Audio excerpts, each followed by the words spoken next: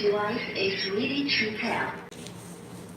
Welcome back to my chemistry discussion. Our topic for this moment is oxidation numbers and oxidation states. So oxidation numbers and oxidation states are just the same. So this will be useful in the transfer of electrons in the redox equations, reduction and oxidation. Okay, so let me remind you that the oxidation numbers and the oxidation states are not the same with the charges. Okay, so the charges will be used in a unique equations, okay, or to create a compounds between elements to interchange their charges. But oxidation numbers or states are exclusive for redox equations, okay, net redox equations, or could either be the half redox and oxidation equations. Okay, so meaning to say transfer of electrons. It's not also used in sharing of electrons because in sharing of electrons that is chemical bonding, covalent bonding, chemical covalent bonding. Okay, things like that. Okay, it starts now. We have examples here. Okay. So, but before going farther, can you see here in the side? I will discuss a little bit. Can you see? Okay. By the way, this is your content creator about science. Specifically, at this moment in time, it's going to be general chemistry in this topic that is widely used in our chemistry subject. Okay, all over the world. Really? Yes, definitely. Okay, in high school starts in high school, right? Okay, now we have here, before going further, so we have here the metals, okay, and then we have the non-metals. Okay, so if we mean non-metals, we really say that it is gases, things like that. Get the point? Okay. Now, so metals, for example, I have here, let's say iron, silver, copper, zinc, right? And then metals I have here, chlorine, fluorine, bromine, iodine, oxygen, okay, oxygen, hydrogen, okay. So these are common elements of metals and non-metals or the gases. Okay, so if you see like this, okay, in the periodic table without any charge being put at the top of the elements, so this is going to be a neutral element. The point. So most of the elements are electropositive. This is only one word, electropositive. But most of the non-metals and gases are electronegative. Okay? That's why their charge is negative, electronegative. That's why their charge are positive because electropositive. Okay. Now in our redox, because oxidation numbers and state are very, very important in the oxidation and reduction, then we need to say that all electropositive elements really loses the electrons. Okay, to transfer to the non-metals. Okay, so what is being transferred? Electrons. Electrons are being transferred. Okay, electrons transferred. So it could either by losing electrons, which are the electropositive elements, or are the either gaining electrons, which are the electronegative or the non-metals or the gases, things like that. Okay, get the point? Okay, now, if you mean loses electrons and gain electrons, So it's not easy to detect because normally we need to account, for example, the starting point and the final point, the source and the final destination, like that. Because we are referring to transfer. See, electrons transfer. When we transfer of anything, we need to take into account the, the source and the destination. Okay? Just like transferring your flight from one country to another country. So there must be a point of destination and a point of origin. Okay? So the same also with electrons. Now in saving of electrons and gaining of electrons, it looks like difficult to assess or difficult to understand. Okay? I will just explain a little bit why it looks like difficult to comprehend. Okay, things like that. For example, if you have a chemical reactions, let's say Mg like that, right? And then it will become Mg positive 2, right? Okay, then the reverse also we have Fe2 is equals to Fe, like that. Are basic redox for the purpose of discussion. Okay, to explain only. See, here, this is our reactant and this is our product. Okay? Okay, so when you mean of loses electrons, you get the point, meaning to say increases the oxidation number. So this is 0 because why 0? Because being an electron positive, the magnesium will give the electrons to the other product. You get the point? So that's why it is 0. Get the point? So that's what we mean of loses electrons. If the reactant is smaller and you transfer the electrons, it will become bigger, the oxidation state. Get the point? Now, if that is also the reverse, gaining of electrons, things like this, okay? So it will become big. Okay, so meaning it will become big, meaning it gains electrons. You get the point? See, positive 2 and here 0, like that. Okay, since it is not the usual, or let us say it is not good to predict, or it's not good to analyze directly, that's why we refer the oxidation state, because it's easy. See, oxidation state or oxidation number from 0 to 2, it increases, right? Because from start to finish. Okay, and here the oxidation number is decreases from 2 to 0.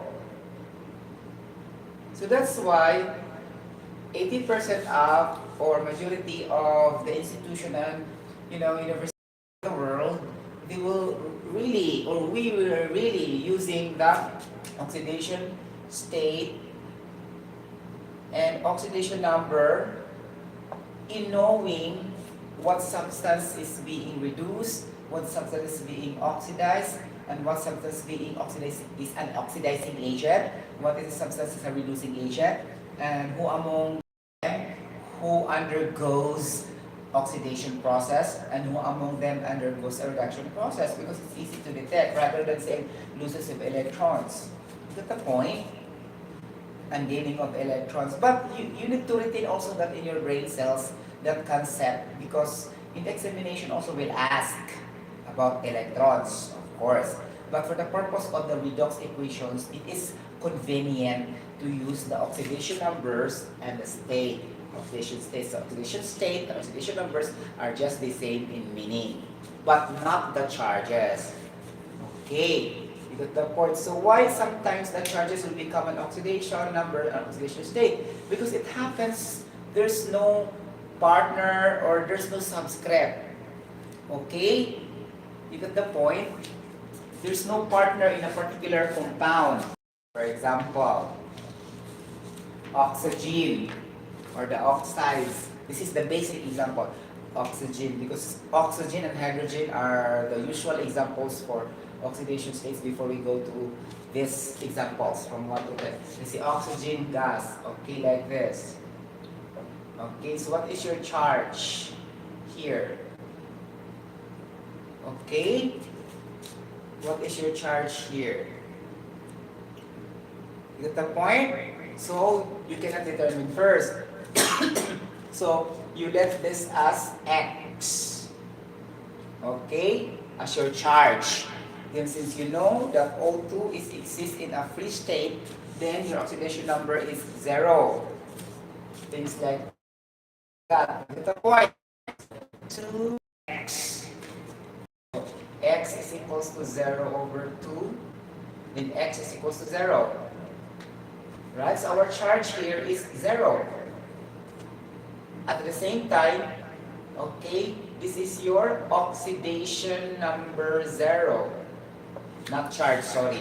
Okay, things like oxidation number is 0 in a free state. You get the point. Now, so during memorization, that is always negative 2. Okay, the oxygen. Get the point? So, see, the negative 2 charge is not equal to the 0. This is 0 in a free state. See? You got the point? Now, if you will put only O, so this negative 2 is also negative 2. You get the point? Our charge, negative 2. So what I mean, oxidation number, the charge is not equal, are not equal. For example, peroxide, O2 negative 2. Right? So our charge of oxygen is negative 2, right? Negative 2. What is the oxidation number? No.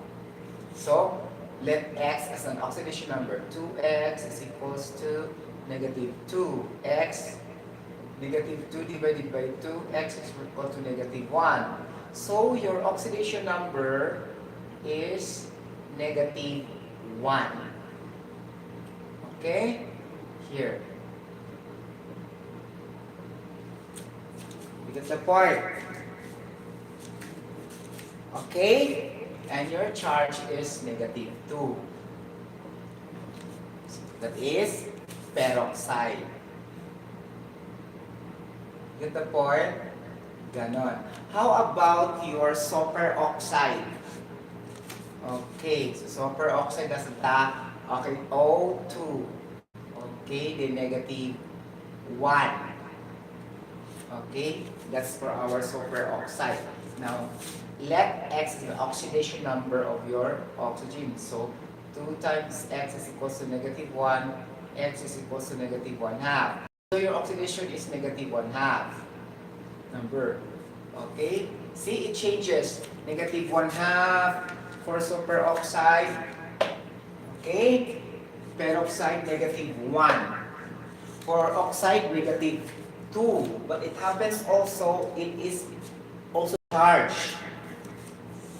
You get the point of oxygen. Because this is oxygen, see? This is the thing also, guys, that, you know, some of the students or some of us still confused because if we mean oxygen, others will put 2. Guys, this is not the same. O2 is oxygen gas. Oxygen, O only without subscript 2 is oxygen only. You get the point? But both of them has a charge of negative 2. This one, the oxygen gas and the oxygen. Get the point?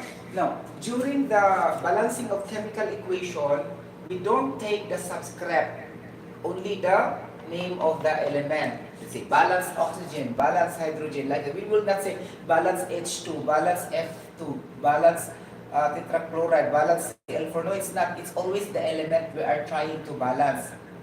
Okay? Things like that. So, kuha na ninyo guys. Then H2 po. Oh, H2. H2 and H is not the same. H2 is hydrogen gas. H is only hydrogen or hydrogen ion. The ion here would signify it's a positive ion. That's why H plus. Okay, here is plus also. Now, if you take the electrons here in the H positive 1 and 2 subscript, your electrons here is 2. Okay? But here, 1 electrons in hydrogen only. Why it becomes 2? Because there's a 2 subscript. Okay? You get the point? So things like that. So it's not the same. The hydrogen gas and the hydrogen would not have the same electrons. Okay? The oxygen gas and the oxygen would not have the same electrons, but they have the same charge. You get the point? And also, not the same oxidation number. You get the point? Okay, now going to examples. I think we are now master for the examples, right? Because I discussed already. Okay. So determining the oxidation numbers and oxidation state. Okay, like that. So aluminum. So things like that. Oxygen has -2. Sulfur has, you don't know, right? Aluminum is, you know, things like that. Then why we opted to choose the S? Because most of the time it's in the middle and it's the center you have to find. This is also the, the drawback of oxidation number and oxidation state determination, because sometimes we are confused what to get, whether aluminum, sulfur, oxygen, because in fact sulfur have also the charge or oxidation state by his own, but why in this compound you need to find it? You get the point? Right? So that's gonna be the rule. It's always in the middle like that. Okay? If that is 2, the first one, for example, SO2. Let's say this is sulfite, right? Sulfite, SO4, sulfate -2, SO3, -2 sulfite, SO2, 2. Okay? Sulfur dioxide. Okay? Because sulfate is O4 -2, SO3 -2 sulfite. Then if you say it's O2, there's no such polyatomic anion in that manner. It will become sulfur dioxide. Okay? Because if we try to parallel that with the CO2, so carbon dioxide. So it's gonna be sulfur dioxide also. Right? Ganon. So see, positive. Okay? So if 2 here, 2 here, so meaning to say exchange your charges, it will become SO2. Because the point, so it's gonna be 4. Okay? SO2. Okay, ganon. Okay, 4, 4, 2. Then divided by 2. 2 divided by 2, mawala siya. 4 divided by 2 is 2. That's why it's O2. So, S positive 4. Get the point? Because it's gonna be SO, let's say 4 and 2 here. Right?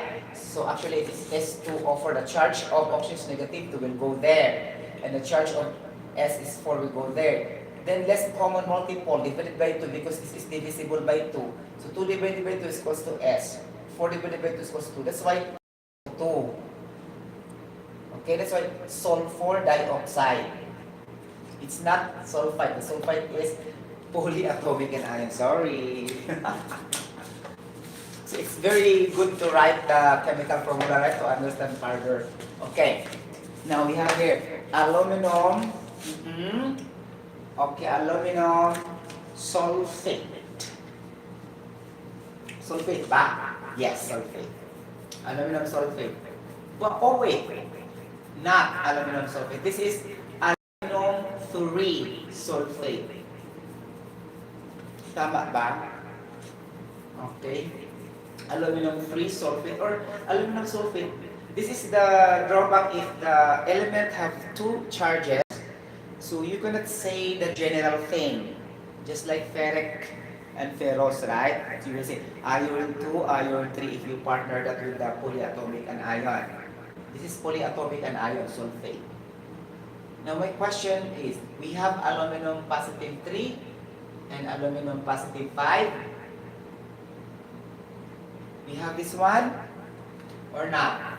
Because in transition metals, there are two charges most of the times. I did not memorize also the transition metals regarding their charges. I just familiarize also. Okay? You get the point?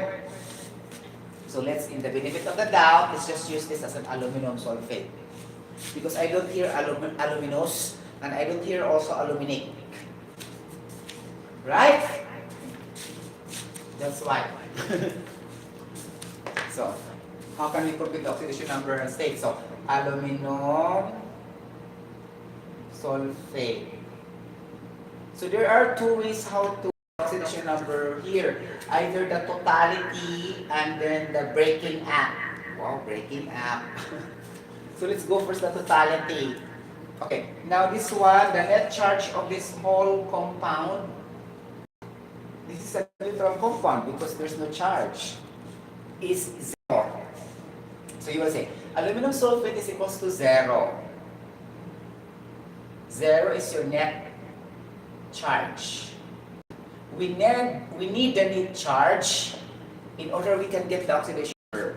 Again, if it is a compound, we need the net charge in order we can determine the individual oxidation number and individual oxidation state. If we don't know the net charge, then it's very difficult to solve for the oxidation number and oxidation state. Now, for all compounds, our oxidation state, our net charge is 0. Okay, unless otherwise specified, negative, positive 2, positive 3. Because that compound is charged. Once it has no charge, it's not charged. Common sense. It's not totally charged and it's not also partially charged. Both. You get the point? So here there's no charge, right? So this is neutral compound. So we need to say net charge is 0. Okay. Now, aluminum, see? You see 2 times aluminum. The same story with the balancing of equation. Okay? The subscript will become 2 times aluminum. Then plus, because this is the another partner. So this one, SO4. Multiplication distribution in math. If we see parentheses, we need to multiply each of it by the number. So we say 3 times sulfur. So 3 times sulfur. Then you have to split this one oxygen because individually oxidation number, sapit, and oxidation state is individually done. So plus, take note, there's still 4 here. Okay, 4 subscript oxygen inside the parenthesis times 3 because there's a 3 here times oxygen is equals to 0 like that. Okay, now we get the oxidation number of sulfur in this case because it's in the center. Or it depends also in your pairing of the product later on in your redox. Okay, for example, if the product there's also S there, then you need to get the S here. If there's an aluminum in the reactant, in the product you will get also the aluminum basing compound with aluminum, blended with aluminum. That's why you need also to compete for the aluminum. But most of the times, it's in the center talaga. Okay, most of the times. You get the point? So how can you do that? So 2, then aluminum is always plus 3 times sulfur, in which you don't know the oxidation number, we are trying to find out. Then 4 times 3 is 12. 12 is the oxidation number of oxygen, negative 2, is equals to 0. Right? So 6 plus 3s 12 times negative 2, negative 24, equals to 0. 3s minus 24 plus 6, 18. Negative 18 because 24 is greater than 6. Right? Is equals to 0. 3s is equal to 18 transpose will become positive. So divided by both by 3, cancel, cancel. So s is equals to 6. So our oxidation number of sulfur is 6. Put that here. Okay. So the oxidation number of sulfur is 6. Number 2. Another method.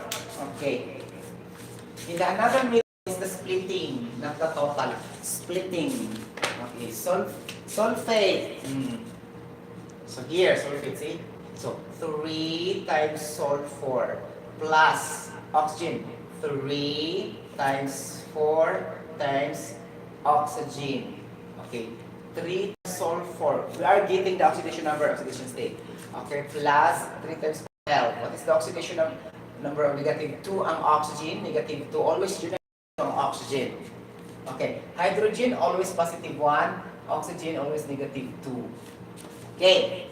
Now, 3s is equals to negative 24. Things like that. Okay. And then s is equals to, okay, 24 divided by 3. S is equals to 8. Things like that. You got the point. And we have still the aluminum here. You got the point. Diba? Then, plus aluminum.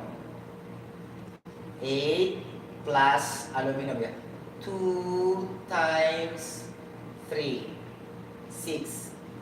Okay, you got the point. Ang aluminum.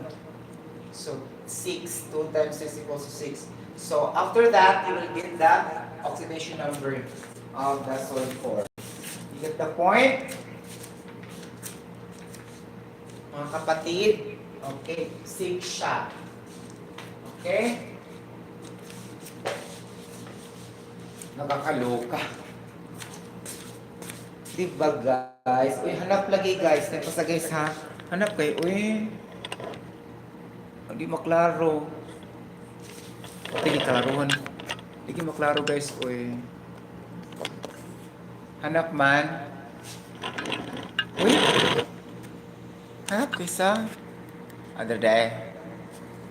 Sorry. Ay! Hanap juga siya.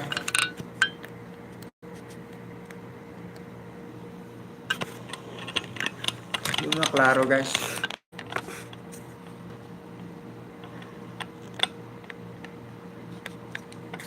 Like that. Okay na? Oh, sorry ha.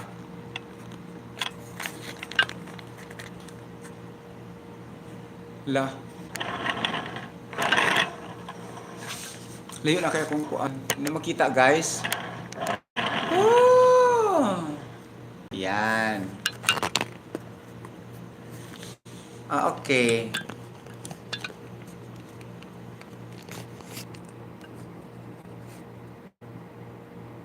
Ayan. Pwede na. Okay. So, dichromate. So, we will continue 3 to 10 later on. Dichromate. Okay. This one. So, net charge is negative 2, right? So, 2 times Cr plus 7 times oxygen is equals to negative 2. So 2Cr plus 7 times negative 2 is equals to negative 2. 2Cr negative 14 is equals to negative 2. 2Cr negative 14, negative 2, transpose. 2Cr negative 2 plus 14. Cr is equals to 12. Okay, divided by 2 both. So, Cr is 6. So, chromium is 6 here. Positive 6. Okay. Actually, you can have also that without using this to make it short. Like negative 2. Oh, negative 2 to 7, 14. 2 2 times 6, 12. So 12 minus 14, negative 2. There's also quick on making that one, ha? Okay. But this is the precise one. How to compute. Okay, so we need not to use this anymore because that is only for the purpose of showing. So here, okay, negative 2, negative 8, so positive 7 here. 7 minus 8 is equals to negative 1, correct? Here, this is 0. Oh. Okay, negative 2, so solve for positive 2.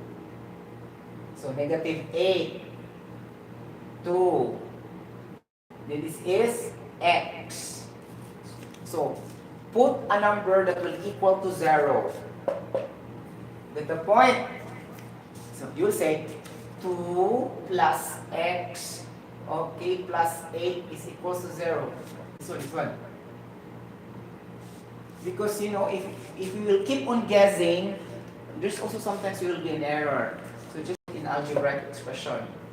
Okay? So x plus 8 is equals to 0. X is equals to plus 10. Right? 2 plus 8, 10. X is equals to negative 10. Okay? Things like that. So you put here, negative 10. Are you sure? Okay? There's still 4 here.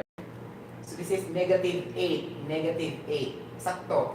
2 minus 10 is equals to negative 8, right? 2 minus 10 is negative 8. Then 4 times negative 2 is 8. Negative 8, right? Okay. Okay, then this is 0. So this is going to be positive. It's positive 8 here.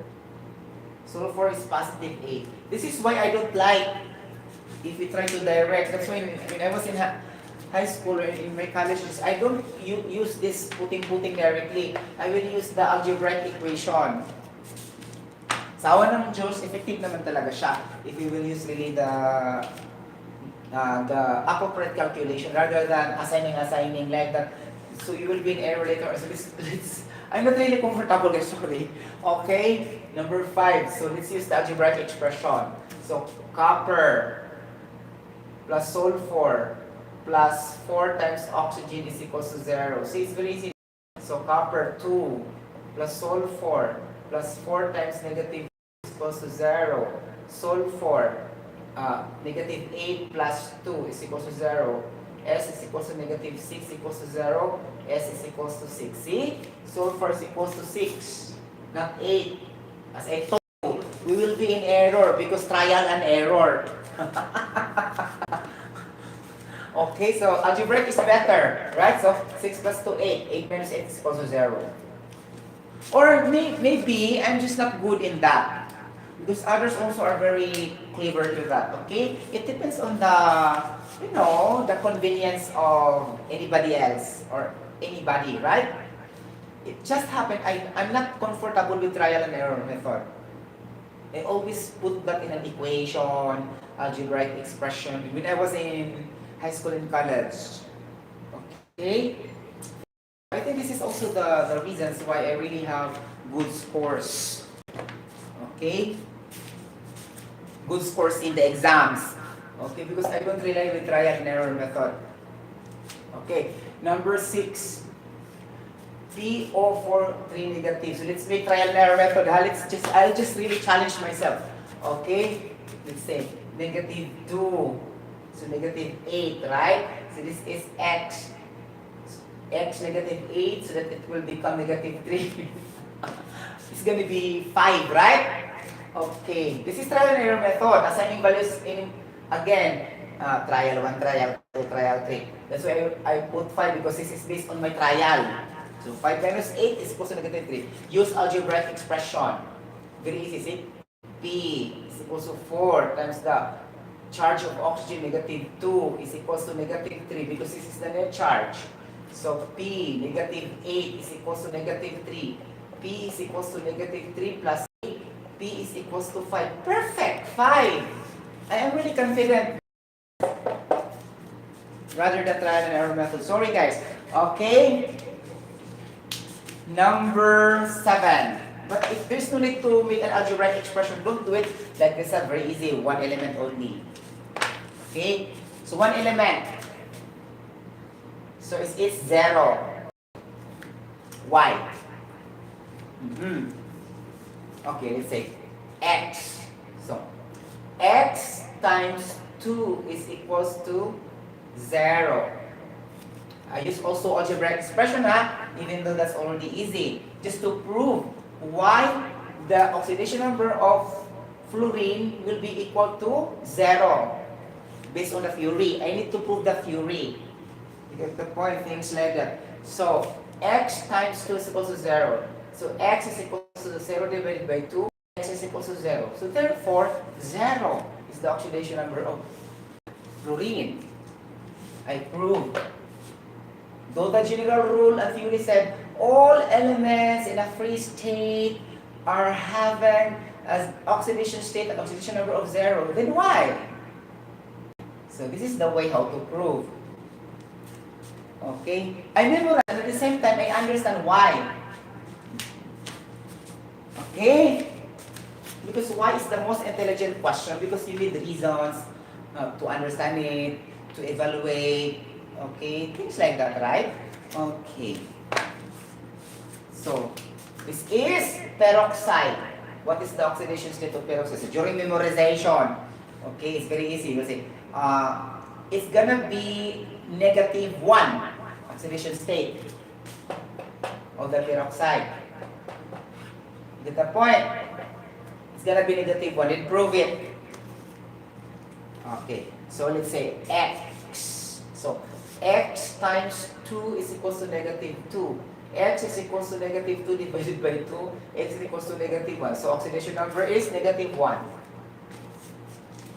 Okay. For peroxide. Now we have superoxide.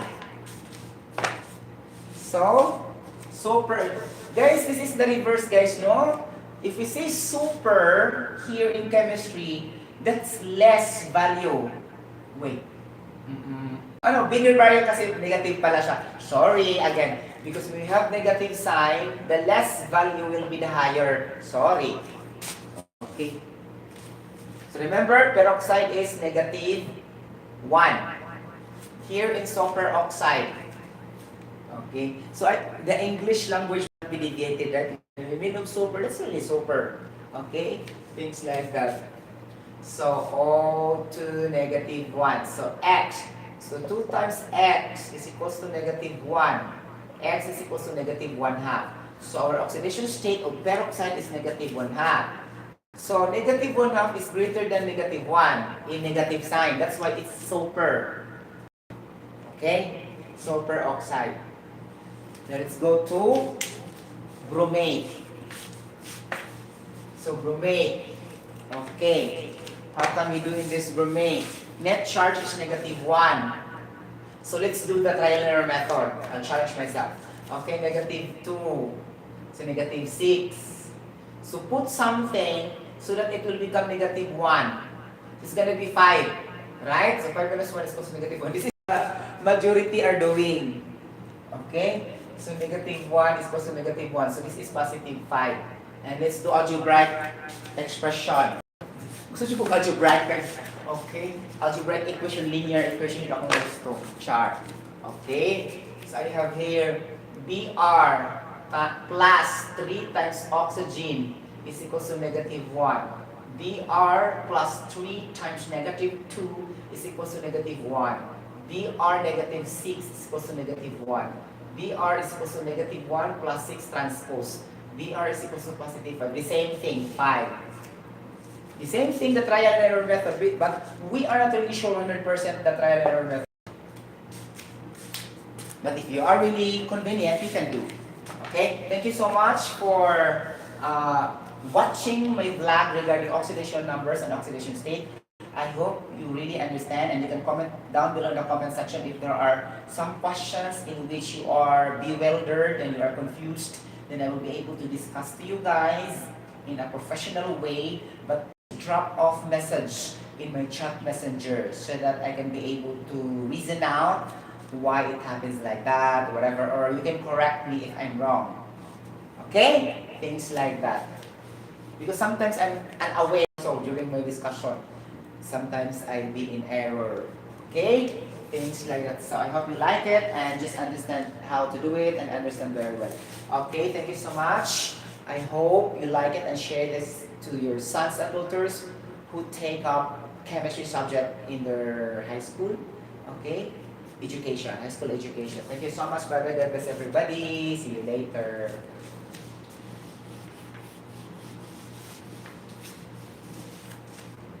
Right?